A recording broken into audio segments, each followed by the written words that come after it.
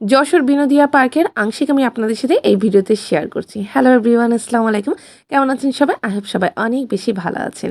এই পার্কটা কিন্তু বিশাল বড় এবং এখানে আপনারা অনেক জায়গা পেয়ে যাবেন পিকচার তোলার জন্য এবং একটু খুঁজে নিতে হবে কারণ মানে বিশাল বড় এরিয়া তো। এখানে অনেকগুলা ব্রিজ আছে, লেক আছে, লেকের মধ্যে ছোট বোট চলছে। বোটে ছোট বাচ্চারা উঠতে খুব মজা পায়।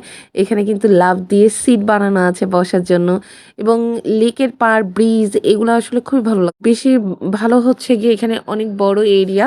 আপনি রিল্যাক্সে সব জায়গা ঘুরে দেখে এনজয় করতে পারবেন। আর এখানে অনেক মানুষ থাকে বাট তারপরেও কিন্তু আপনি অনেক স্পেস পাবেন ফাঁকা জায়গা ছবি তোলার জন্য, ভিডিও করার জন্য।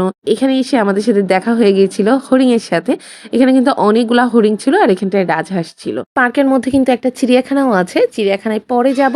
আগে হচ্ছে এই এরিয়াগুলো ঘুরে দেখে নিই। এখানে অনেকক্ষণ হচ্ছে দাঁড়িয়ে হরিণ দেখছিলাম।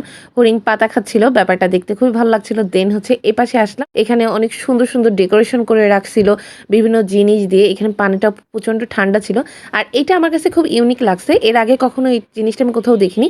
টায়ার দিয়ে একটু কালারিং রং দিয়ে এরা যে সুন্দরভাবে জিনিসটাকে ডেকোরেশন করছে, খুবই ভালো। আর এখানে যে টং ঘরের মতো এই যে উপরে সেই গাছের টং ঘর, এখানে কিন্তু অনেক ভালো লাগছে। তবে ভিতরে লোকজন ছিল, ওখানে যদি লোক না থাকতো আর একটু ভালোভাবে আমি ছবি তুলতে পারতাম। একটু আনইজি লাগতেছিল। আর এখানে কিন্তু অনেক গাছ আছে। এখানটায় প্রচুর সবুজে ভরা। এত সুন্দর একটা প্লেসের মধ্যে যদি আপনি পেয়ে যান দাবার কোর্ট, তাহলে কি দাবা খেলবেন না? অবশ্যই একটু দাবা খেলতে হবে। আমিও একটু খেলার চেষ্টা করতেছিলাম বাট আমার কোনো বিপক্ষ দল ছিল না। আমি একাই সবগুলা নিয়ে খেলা করতেছিলাম। তারপরে চলে আসলাম দোল খেতে। দোল খেতেই চোখ পড়লো সাইডে লম্বা দড়ি দিয়ে ঝুলানো নিচে একটা চেয়ার আছে, ওটাই উঠতে হবে। বাট তার মধ্যে দেখি অর্ণা আর আরশিয়া ঢেকিতে উঠে ওরা খেলা শুরু করছে। একদম ছোটবেলায় ফিরে যাচ্ছিলাম।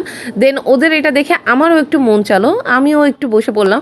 আরশিয়াকে বললাম যে আরশিয়া তুমি আর আমি একটু ঢেকিতে বসি চলো। এই পার্কে কিন্তু বাচ্চাদের জন্য অনেক রাইডস আছে। ওই সাইডের দিকে এখনো যাওয়া হয়নি। একটা সাইড মাত্র ঘুরে শেষ করলাম। এর মধ্যে আমাদের লাঞ্চের টাইম হয়ে গেছে। আমরা কিন্তু লাঞ্চে বসে পড়েছি। আজকে আমাদের লাঞ্চে ছিল খাসির বিরিয়ানি, সাথে রোস্ট এবং দই, আর সাথে কিন্তু একটা মোজো ছিল।